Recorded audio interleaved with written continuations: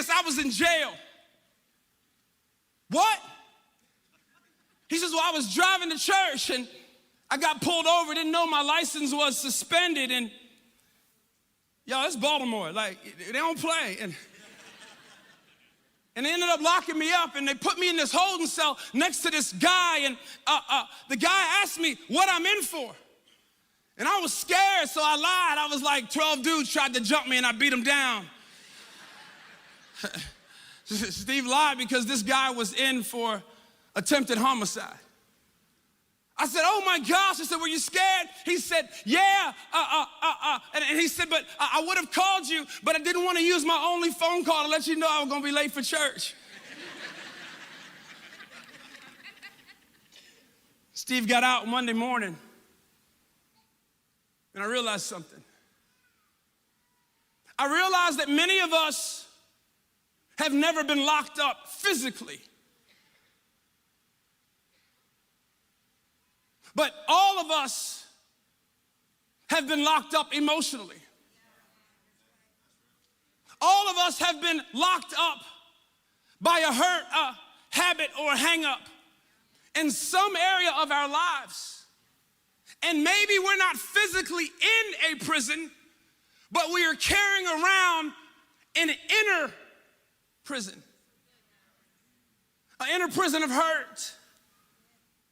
An inner prison of disappointment, an inner prison of rejection or fear, or maybe divorce, or maybe you're in your marriage and there's resentment in your marriage because this is not really what you signed up for. Maybe an inner prison because, when you were growing up, someone did something to you or said something to you, or maybe even god-awful, put their hands on you in a wrong way. And you've been carrying around that pain for years. And it morphs now into anger. It morphs now into I don't do people. It morphs now into insecurity or rejection or fear or depression or discouragement or maybe even suicidal thoughts. Inner prisons. What I learned from Steve is worship leaders can have inner prisons. I was a pastor of a church, a growing church, a thriving church. Me and Irene leading a movement in the city of Baltimore. God's exploding our church, but our marriage was imploding. I would often pray to God in a green room before I go out to preach, like, God, this message that I'm gonna preach, please let this come to my house. And because I wasn't pastoring at home, and because we were leaders who had inner prisons, my wife ended up being pastored by alcohol. And that one drink ended up being too many, and 1,000 was not enough. The fights were awful. I'd have to preach on a Sunday, and on a Saturday, we get into such bad fights. I'm cursing my wife out, calling her everything outside of, and then bringing God's word to the people. A pastor with an inner prison. And you know what became my medication? You know what I became addicted to? This. The pulpit, the stage, the audience. I started seeking the approval of everyone else except for my own family.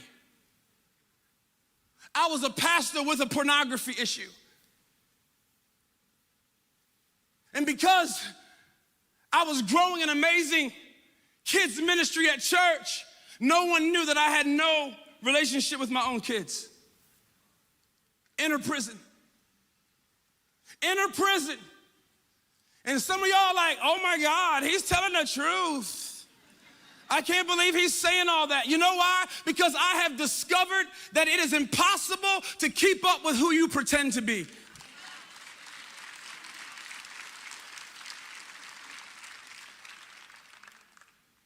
And if you were to look down your row, you're not the only one in a prison. Just no one wants to talk about it. Everyone wants to be okay. I have come to discover that it's okay not to be okay. But it's not okay to stay not okay. And today could be the day that you get delivered from your inner prison, that the greatest prison break you ever experienced is the one in your soul today.